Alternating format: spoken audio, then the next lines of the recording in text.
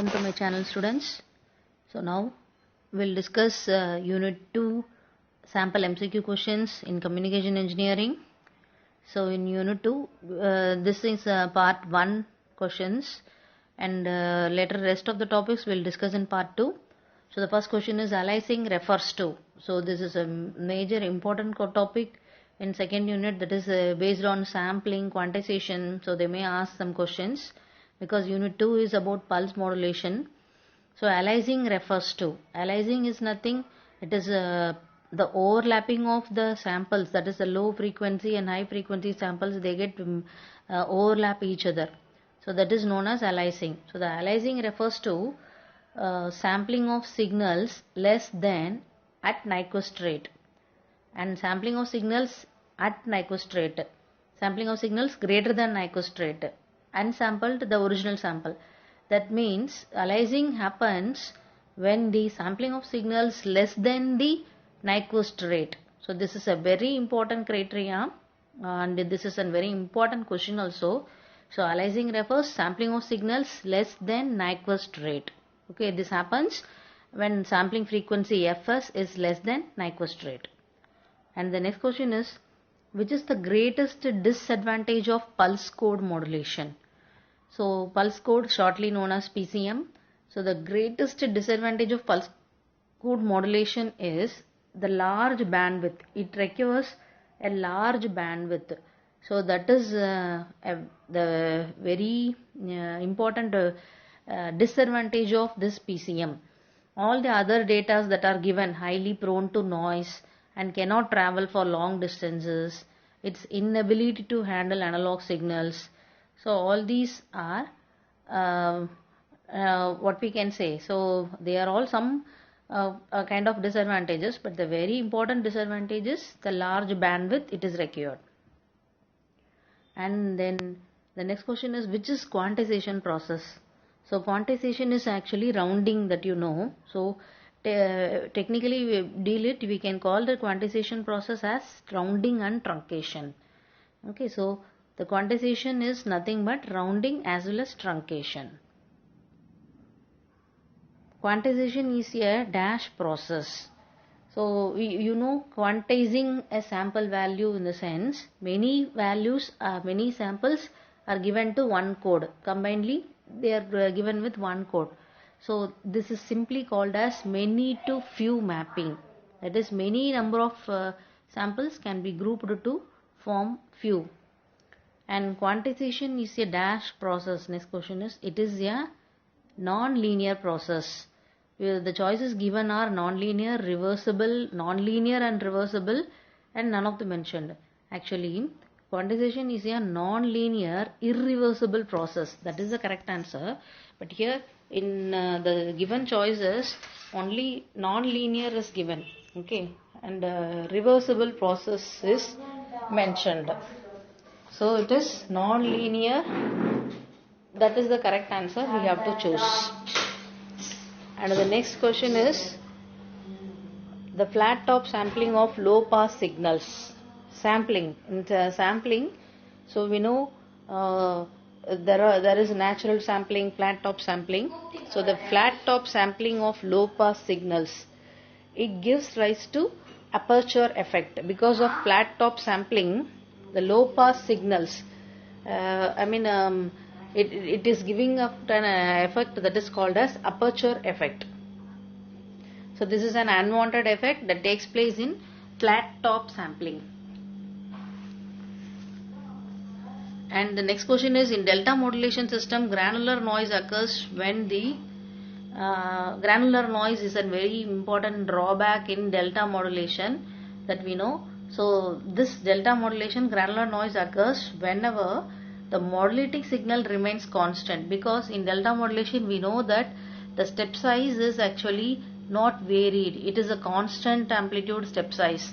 So because of that there is a lot of deviation between the message signal as well as the modulated signal. So this creates error. So the granular noise occurs when the modulating signal remains constant.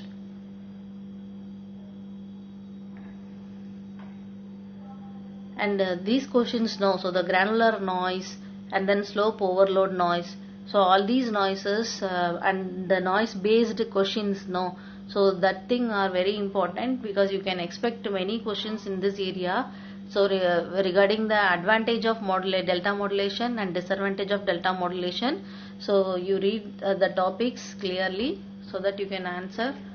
And the next question is, the PAM signal can be detected using, PAM is pulse amplitude modulation signal. It can be detected by a low pass filter. Pulse amplitude modulation signal can be detected with the help of low pass filter, because a low pass filter is the one which will filter out all the high pass signals and will allow to pass only the low frequency signals. The use of non-uniform quantization leads to non-uniform quantization. That means in quantization we have two categories, uniform and non-uniform quantization. So the non-uniform quantization leads to the increase in SNR, that is non-uniform quantization makes the signal to noise ratio increase for low level signals. That is the correct answer. Increase in SNR for low level signals. And the next question is, a pulse width modulated signal can be generated by, a PWM signal can be generated by the circuit called monostable multivibrator. So PWM signal generated by monostable multivibrator. So to confuse you, they have given the astable multivibrator, integrating PPM signal like that and all. So these things and all you have to remember. The generation, pulse width modulation signal generated by the circuit monostable multivibrator. And the next question is about TDM. TDM is time division multiplexing. So in TDM, it is less immune to crosstalk in channel than FDM. So compared to frequency division multiplexing, TDM is less immune to crosstalk. So this statement is actually false, because the different signals are, it is when it is applied to the channel. So it is what to say is the immunity of crosstalk of this TDM, no? So it is high.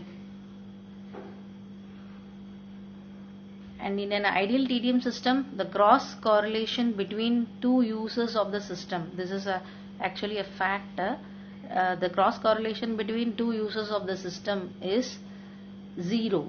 The cross correlation between two users of the system is always 0 in TDM system. And the TDM requires, first thing is constant data transmission, transmission of data samples, transmission of data at random, transmission of data of only one measured. So the transmission of data samples, because TDM, no, it sample from each signal, it samples, it takes a sample and passes. So TDM requires transmission of data samples. And next question, which waveforms are also called as line code? So the PCM, pulse code modulation. So the PCM waveforms are also called as line codes. And when pulse code modulation is applied to non-binary symbols, we obtain the waveform. See, pulse code modulation is applied to binary symbol means, that means PCM applied to binary symbols, P code, that is the pulse modulation is applied to binary symbols. We obtain pulse code modulated waveforms. So if it is applied to non-binary symbols, then what we get is M-array signals. M-array, M-A-R-Y, M-array waveforms. Then examples of PCM waveforms are, there are some examples given: non-return to zero, that is NRZ, phase encoded, and multi-level binary. So the example of PCM waveforms are all the above, because all these are pulse code modulated waveforms. So these can be taken as examples of PCM waveforms. Non-return to zero as well as return to zero also included in this category. And next one is, in which waveform logic 1 is represented by half bit wide pulse and logic 0 is represented by absence of pulse.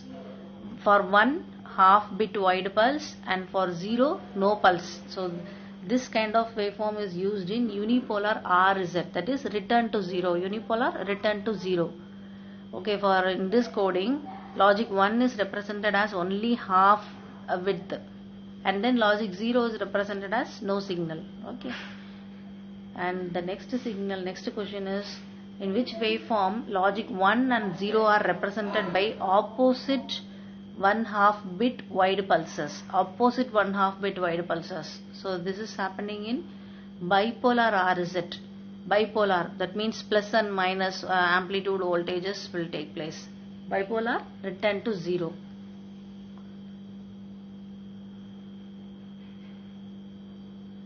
And the 19th question is, in which waveform logic 1 is represented by equal amplitude alternating pulses? So it is RZ AMI. So RZ AMI is alternate, that is return to 0 AMI. So here only the logic 1 is represented by equal amplitude alternating pulses. And the signals which are obtained by encoding each quantized signal into digital word is called as PCM signal. Encoding each quantized signal into digital word, so that is called PCM signal. Quantization noise can be reduced by how many number of levels? Means, the quantization noise can be reduced, that is we have to reduce the quantization noise by increasing the number of levels. While we keep the steps, no, so the step levels, if we increase, the quantization noise can be reduced. And next question is, what is bit depth? It is a definition, the number of possible digital values to represent each sample. For representing each sample, how many number of the digital values we are using, so that is called bit depth. DPCM encodes the PCM values based on, DPCM is differential pulse code modulation. So here in differential pulse code modulation, the scheme is finding the difference between the current sample and then the previous predicted value. So the answer is difference between the current and predicted value.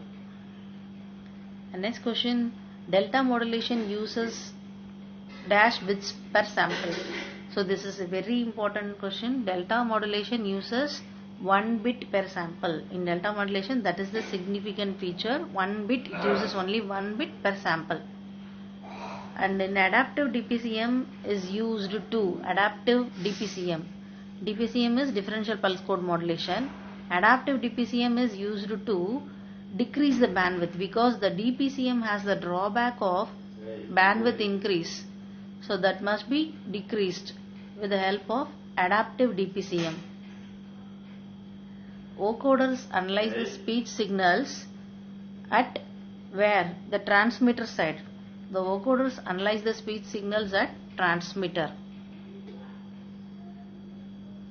And the vocoders dash the voice at the receiver. The vocoders synthesize the voice at the receiver.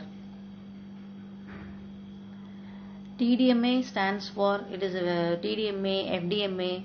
So like these kinds of expansions you study, because so in one more question they may ask these kind of things. TDMA stands for time division multiple access. The pulse communication system that is inherently immune to noise. So the communication that is immune to noise is PCM. What is the main advantage of PCM? So the main advantage of PCM is lower noise. So low noise. So that is the main advantage. With the given data, we can travel small distances, higher bandwidth, lower noise, good reception. So lower noise is the advantage of PCM. The quantization noise depends upon both sampling rate and number of quantization levels. So actually quantization noise depends only on quantization levels. It is not depending on sampling rate.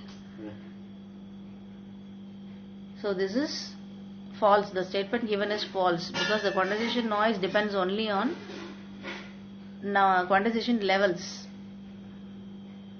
Companding is used in PCM transmitters to allow amplitude limiting in the receivers. So actually companding is used in the signals Actually, it compresses the signal, that is, it compress and as well as expand the signal. So through this process, the signal to noise ratio of the signal, it is reduced. So the signal to noise ratio is reduced with this process. So because it compresses as well as expands the signal. So the given statement is false. What is the use of companding? So companding is a very important topic in Unit 2. So companding is to protect small signals in PCM from quantizing distortion. Protect the small signals in PCM. So this is the use of companding. Okay. Thank you, students.